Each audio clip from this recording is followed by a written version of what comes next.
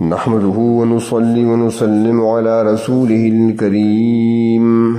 أما بعد فأعوذ بالله من الشيطان الرجيم بسم الله الرحمن الرحيم قل اللهم فاطر السماوات والأرض عالم الغيب والشهادة أنت تحكم بين عبادك فيما كانوا فيه يختلفون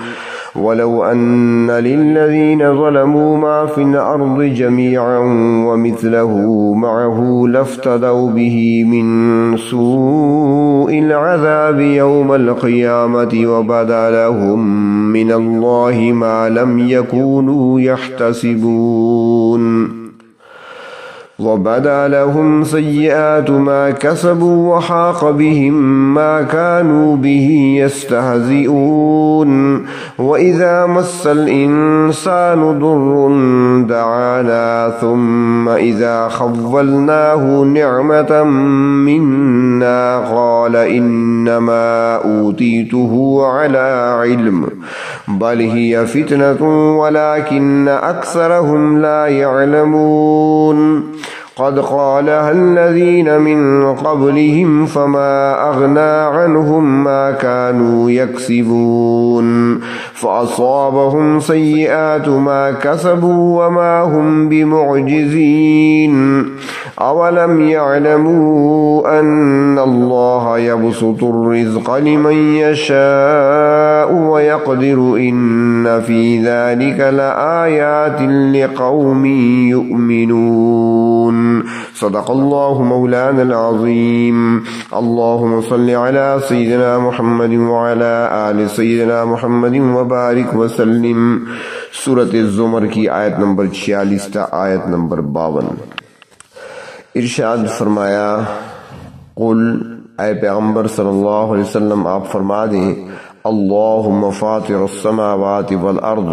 اے اللہ جو پیدا کرنے والے ہیں آسمانوں اور زمین کے عالم الغیب جو پوشیدہ چیزوں کے جاننے والے ہیں یہ جہاں پر بھی قرآن حکیم میں پوشیدہ چیزوں کا ذکر آتا ہے تو وہاں مقصود یہ ہوتا ہے کہ وہ چیزیں جو انسانوں کی نظروں سے پوشیدہ ہیں یعنی جو ان مخلوق کی نظروں سے پوشیدہ ہیں مخلوق کو نظر آنے والی نہیں ہیں کیونکہ اللہ تبارک و تعالیٰ سے تو کوئی چیز پوشیدہ ہے ہی نہیں اور نہ ہی کوئی چیز کائنات میں اللہ تعالیٰ سے چھپی ہوئی ہے سورۃ یونس میں فرمایا وما يعزب عن ربك من مثقال ذرة في الارض ولا في السماء آپ کے پروردگار سے تو زمین و آسمان میں ایک ذرے کے برابر بھی کوئی چیز چھپی ہوئی نہیں ہے تو فرمایا کہ وہ پروردگار جو جاننے والے ہیں چھپی ہوئی چیزوں کو والشہادہ اور ان چیزوں کو بھی جو مخلوق کے سامنے کھلی ہوئی ہیں یعنی وہ پروردگار ہیں جو ظاہر چیزوں کو بھی جانتے ہیں اور پوشیدہ اور مخفی چیزوں سے بھی واقف ہیں انت تحکم بین عبادک فیما کانوا فیہ یختلفون تو اے میرے وہ پروردگار آپ ہی اپنے بندوں کے درمیان ان چیزوں میں فیصلہ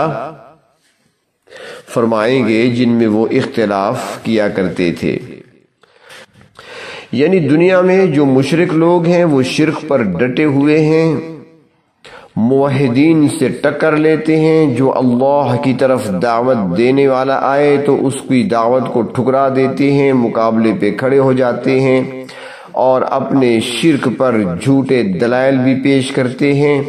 تو فرمایا کہ جب قیامت کا دن آئے گا تو اے میرے پروردگار ان تمام باتوں میں آپ ہی کا فیصلہ حتمی فیصلہ ہوگا نبی اکرم صلی اللہ علیہ وسلم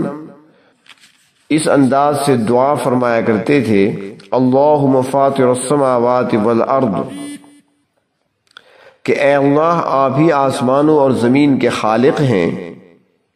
عالم الغیب والشہادہ اور آپ ہی اپنے بندوں کے درمیان ان امور میں فیصلہ کریں گے جن میں وہ اختلاف کیا کرتے تھے عالم الغیب والشہادہ انت تحکم بین عبادک فیما کانوا فیہ یختلفون اور آگے فرماتے تھے اہدنی لما اختلف فیہ من الحق باذنک انک تہدی من تشاء الی صراط مستقیم، کہ جو چیزیں مختلف فی ہیں ان میں میری حق کے ساتھ رہنمائی فرما دیجئے، کیونکہ سیدھے راستے کی طرف رہنمائی تو اللہ آپ ہی کرتے ہیں، اور جس کو چاہتے ہیں سیدھے راستے کی طرف اس کی رہنمائی آپ کر دیتے ہیں۔ تو اللہ تبارک و تعالی نے فرمایا وَلَوْ أَنَّ لِلَّذِينَ ظَلَمُوا مَا فِي الْأَرْضِ جَمِيعًا وَمِثْلَهُ مَعَهُ، کہ جب قیامت والے دن وہ لوگ جنہوں نے ظلم کیا تھا دنیا میں جب وہ پکڑے جائیں گے تو پھر اگر ان کے پاس زمین کی تمام چیزیں ہوں، یعنی جو کچھ زمین میں ہے وہ سارا ان کے پاس ہو، اور اتنا اور بھی ہو یعنی اس سے دگنی چیزیں ہوں، اور وہ اپنی جان چھڑانے کے لیے سب کچھ فدیے کے طور پر دینا چاہیں، لَافْتَدَوْا بِهِ مِنْ سُوءِ الْعَذَابِ يَوْمِ الْقِيَامَةِ، تو قیامت والے دن کے برے عذاب سے بچاؤ کے لیے یہ فدیہ بھی کفایت نہیں کرے گا۔ یعنی حشر کے دن اگر ان کے پاس تمام روئے زمین کی دولت ہو بلکہ اتنی اور بھی ہو، اور اگر وہ چاہیں کہ وہ سب کچھ دے دیں اور انہیں کسی طرح جہنم کے عذاب سے بچا لیا جائے، اور انسان کی اس کیفیت کا مشاہدہ تو اس دنیا میں بھی کیا جا سکتا ہے۔ جب کبھی کسی انسان کی جان پر بن جاتی ہے تو وہ ایک گھونٹ پانی کے لیے اپنا سب کچھ دینے کو تیار ہو جاتا ہے۔ قرآن حکیم میں یہ اسلوب انسانوں کو سمجھانے کے لیے بیان کیا گیا ہے، ورنہ قیامت کے دن نہ تو کسی کے پاس کچھ دینے کو ہوگا اور نہ ہی کوئی کسی کو کچھ دے سکے گا۔ فرمایا وَبَدَا لَهُم مِّنَ اللَّهِ مَا لَمْ يَكُونُوا يَحْتَسِبُونَ، اور ان کے لیے اللہ تبارک و تعالی کی طرف سے وہ چیز ظاہر ہو جائے گی جس کا انہیں گمان تک نہ تھا، یعنی ایسی پکڑ آئے گی کہ جس کے بارے میں کبھی سوچا تک نہ تھا انہوں نے۔ وَبَدَا لَهُمْ سَيِّئَاتُ مَا كَسَبُوا، اور ان کی وہ تمام برائیاں بھی ظاہر ہو جائیں گی جو وہ انجام دیتے رہے، انہیں اپنے سارے کرتوت نظر آنے لگیں گے اور اس کا نتیجہ بھی ان کی نظروں کے سامنے ہوگا۔ یعنی آج وہ سمجھتے ہیں کہ جہنم اور اس کے عذابوں کی حقیقت کچھ بھی نہیں، بلکہ ان کا خیال ہے کہ جس طرح بچوں کو کوئی بات منوانے کے لیے فرضی چیزوں سے ڈرایا جاتا ہے، اسی طرح ہمیں بھی صرف ڈراوے دیے جا رہے ہیں،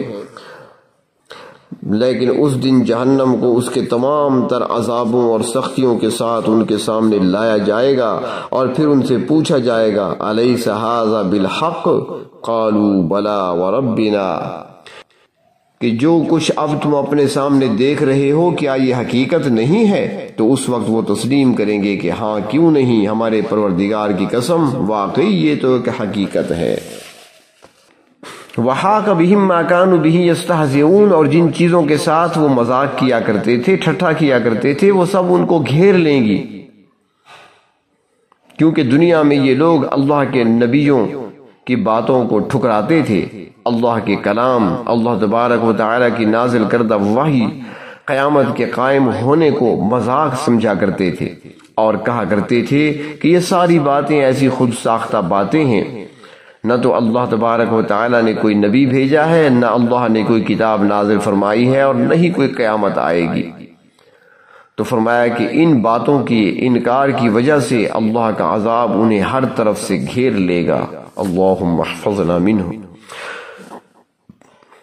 آگے فرمایا فَإِذَا مَسَّ الْإِنسَانَ ضُرٌّ دَعَانَا، کہ جب اسے کوئی تکلیف پہنچتی ہے تو پھر ہمیں پکارتا ہے، یعنی عام طور پر انسان اس قدر ناشکر گزار ہے کہ جب کوئی مصیبت آ پڑتی ہے تو پھر انتہائی عاجزی کے ساتھ گڑ گڑاتا ہے، اللہ تبارک و تعالی کو پکارتا ہے، اور اپنی مصیبت سے چھٹکارے کے لیے اللہ کے سامنے ہاتھ پھیلاتا ہے، جبکہ اسے نظر آ رہا ہوتا ہے کہ دنیاوی سارے اسباب اب مجھ سے منقطع ہو چکے ہیں، سارے اسباب آزما لیے، بس اب اللہ تبارک و تعالی ہی سے سب کچھ ہو سکتا ہے۔ تو پھر انسان اللہ تبارک و تعالی کی طرف رجوع کرتا ہے، ثم اذا خولناہ نعمتا منا، پھر جب ہم اس کو اپنی طرف سے نعمت عطا کر دیتے ہیں، یعنی اس کی مصیبت کو دور کر دیا جاتا ہے، تکلیف دور ہو جاتی ہے، قال انما اوتیتہ علی علم، تو کہتا ہے کہ یہ نعمت مجھے میرے علم، میری لیاقت اور استعداد کی بنا پہ حاصل ہوئی ہے، میں نے تو خود ہی اپنی عقل کو استعمال کیا تھا، خود میں نے منصوبہ بندی کی تھی اور اسی کے مطابق میں نے یہ کام شروع کیا تھا، میں نے تجارت شروع کی تھی اور پھر مجھے فائدہ حاصل ہوا، اس میں کسی اور کا کمال نہیں بلکہ میرا اپنا ذاتی کمال ہے۔ یہی اللہ تبارک و تعالیٰ کی ناشکری کی علامت ہے۔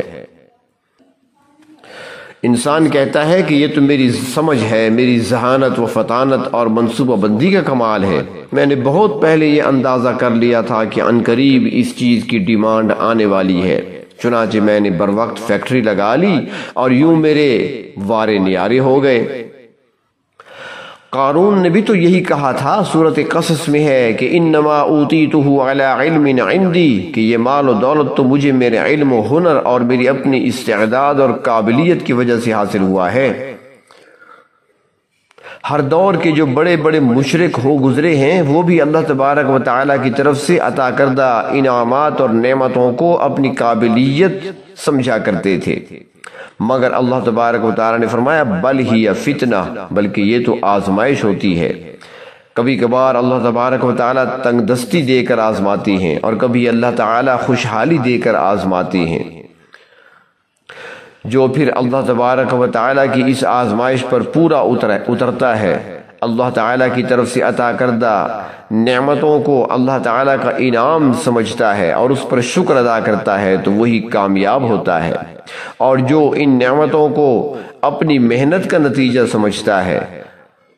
تو پھر وہ ناکام ہو جاتا ہے۔ تو فرمایا کہ یہ تو آزمائش ہوتی ہے، ولیکن اکثرہم لا یعلمون، مگر اکثر لوگ بے سمجھ ہیں جو اللہ تعالیٰ کی نعمتوں کی قدردانی نہیں کرتے۔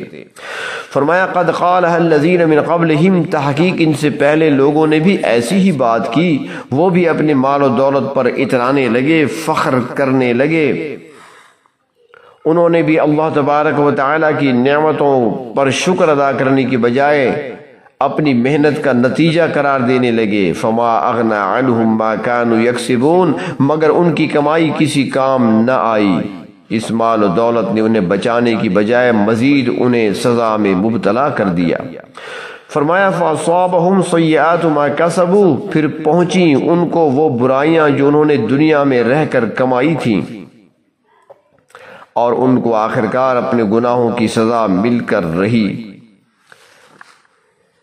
یہ تو تھی ان لوگوں کی بات جو پہلے گزر چکے۔ فرمایا والذین ظلموا من ہؤلاء،